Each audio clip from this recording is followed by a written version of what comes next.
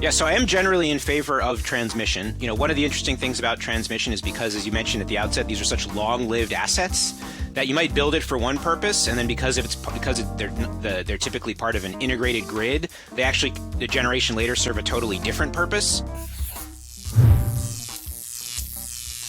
Do you know who our guest is today? Who's our guest? It's Ari Peskoe. Good morning, Ari. Hey, Ari. Hello, how are you guys? We're good. How are you? Good, thanks for having me. What are we talking about today? We are going to talk about transmission of electricity. Great. Do we start with the map? Sure. Yeah, I sent you guys a couple maps. The first map shows what are called merchant transmission projects in the United States. So maybe I'll just take a quick step back and explain basically two ways that transmission is financed in this country. The traditional way of doing it, which remains the dominant way, is the cost of service model, where what used to happen and what still generally happens is your local utility, your friendly local provider, like here we have Eversource, builds a new line, and it does that basically on the backs of its captive rate base, the folks that are in its service territory that are paying those bills every month, and the utility is building that project to meet the local needs of its local captive rate base. And this model for building transmission dates back to the very beginning of the industry, 100 plus years ago. But as you well know, for the past 30 years, there have been a lot of efforts to bring competition into certain segments of the industry. And so there have been a lot of new entrants, particularly building power plants. And there was some hope as this effort got underway that we would have a new model for building transmission, and it wouldn't be the local utilities financing it on the backs of their ratepayers. It would be these new developers coming in with their own business models, not putting ratepayers on the hook, but being the ones responsible for making sure the project pencils out and taking all the economic risks. But as this map shows, that has not worked out. How's that working out, Ari? Yeah, so what you see on this map, there's basically, I think there's about 3 projects right around New York City that connect other regions, ISO New England or PJM to New York. And then there's one project I'm not quite really familiar with out in Montana that connects up to Canada, Montana-Alberta line. But that's it. So pretty much all transmission in this country is still built under the same century-old business model. Which is regulated companies with monopoly customers who are the anchor tenants anyway, if not the fully risk bearers. The local ratepayers are kind of the risk bearers in general. I mean, I should say there's sort of one big change that's happened in the past 20 years, which is that in some parts of the country, we have these regional transmission organizations, like a couple I just mentioned, PJM and ISO New England, and these are voluntary membership-based organizations where the traditional utilities are the key members, and there is some arrangement between these RTOs and their utility members to occasionally build some regional projects. That is where it's not just meeting the local needs of the single utility, but is designed to meet needs of multiple utilities. But those projects are still basically financed the same way, cost of service rates with a regulated rate of return where utility ratepayers are generally on the hook. Sometimes with some fighting about allocations among the states or the entities, right? Yeah, that can be controversial. Nobody really wants to pay for stuff. That's understandable. FERC has tried to address that over the years, the Federal Energy Regulatory Commission, but it's certainly an ongoing challenge trying to get people to pay for stuff they may not want. I had a friend who was involved in that cross-sound cable on the map. This was a while ago, right? And what he said at the time was, with these merchant transmission projects, is basically our business model is to reduce congestion, not to eliminate it.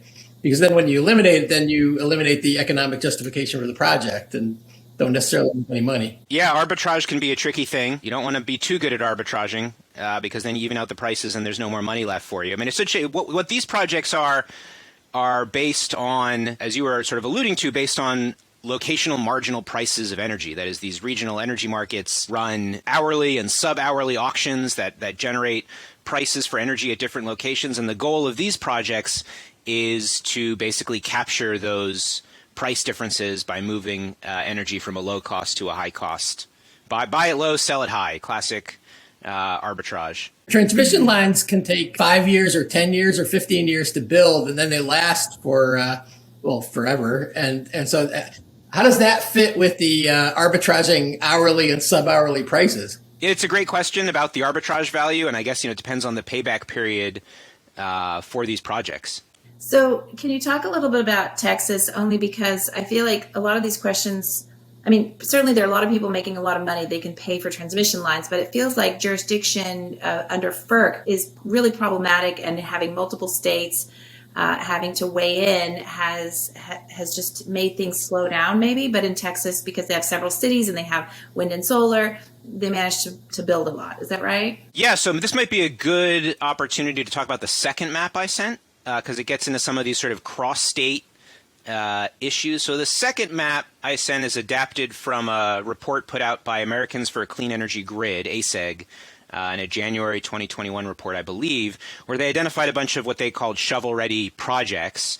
And I used that map to kind of whittle it down to what I think are just the merchant projects. So some of the projects they identified were the traditional cost-of-service projects, and some of them are these more merchant models. But this merchant model is different than the ones we've been describing. These are not based necessarily on arbitraging prices.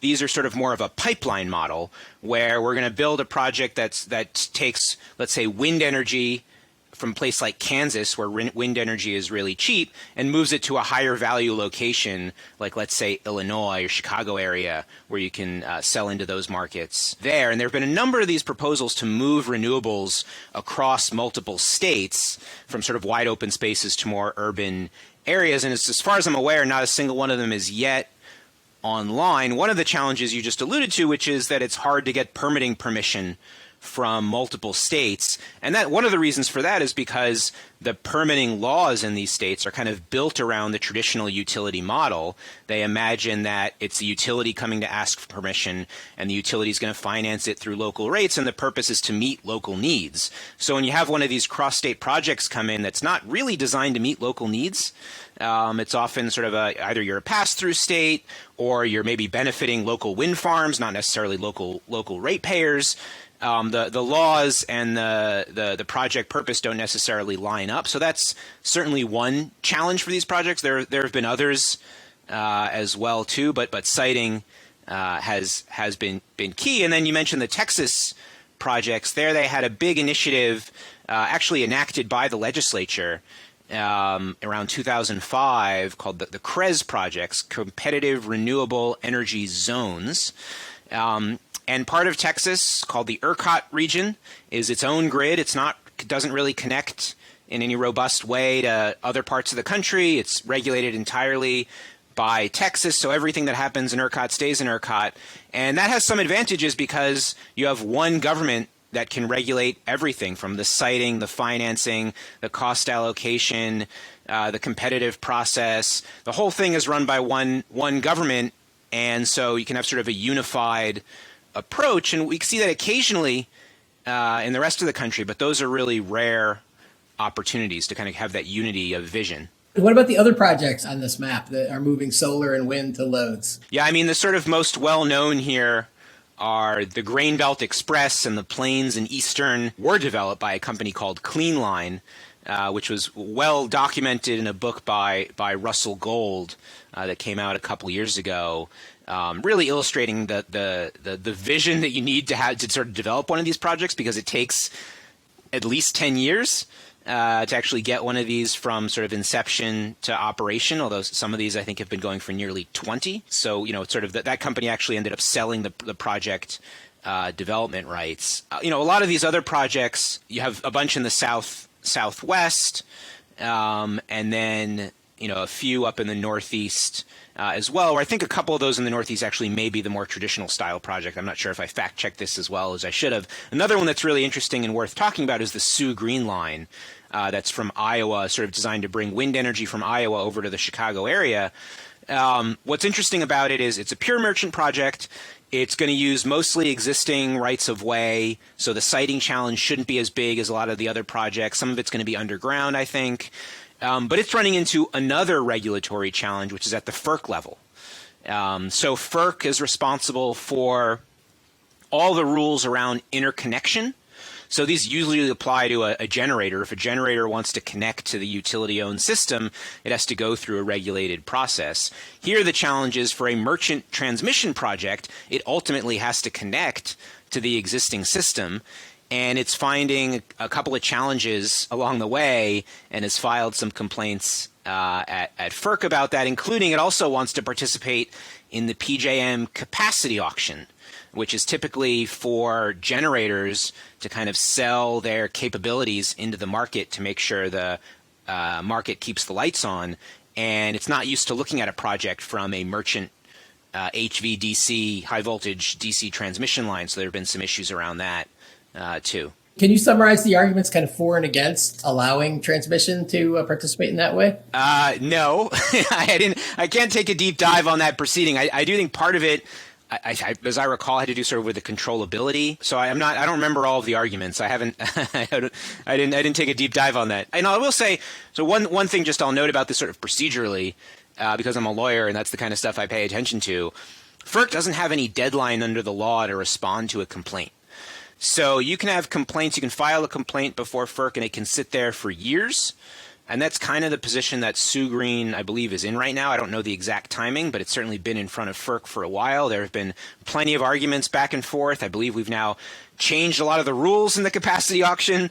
It's been sitting there for so long. And this looks like it's on the edge of MISO and PJM too, which can make it even more complicated. It might, yeah. I mean, there's a separate piece of this. There's a separate proceeding in MISO where basically the way it works in MISO is if you're a generator and you want to connect to the system, sometimes the existing system needs upgrades, network upgrades they're called, to accommodate the energy flows that you're going to add.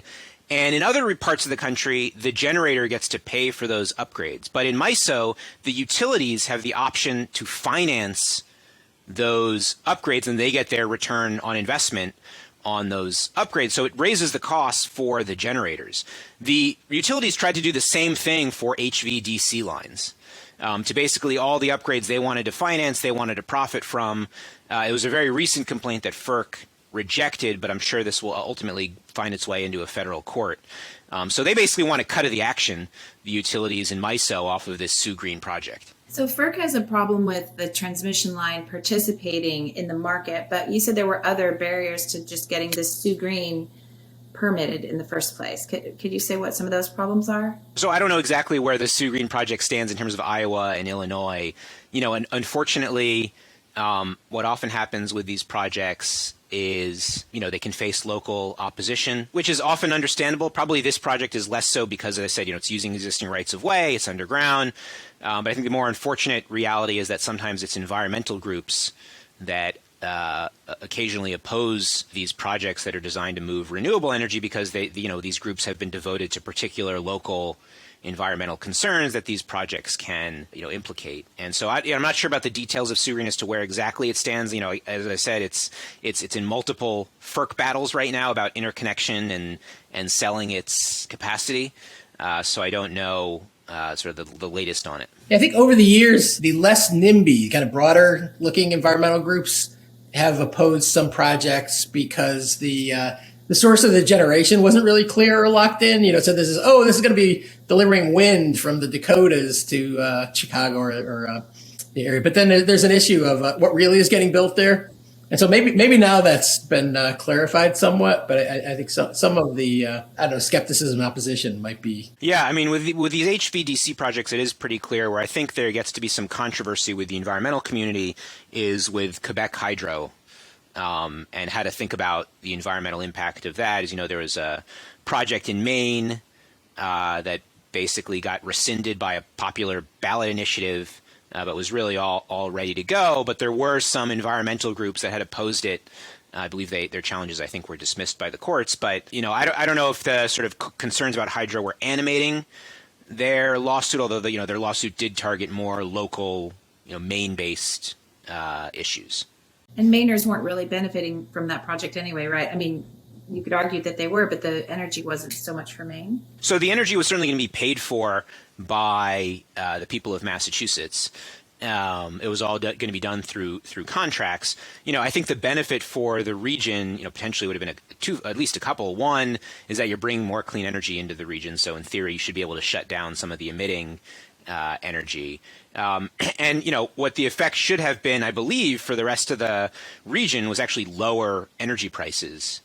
Because basically Massachusetts is going to shoulder the costs of this, and that, all else equal, should overall reduce wholesale power prices, which is why a handful of merchant generators spent tens of millions of dollars on a political battle opposing this line. Right. In many or even most of the states in this part of the country, there are greenhouse gas reduction targets too, right? Yeah, everyone but New Hampshire, basically.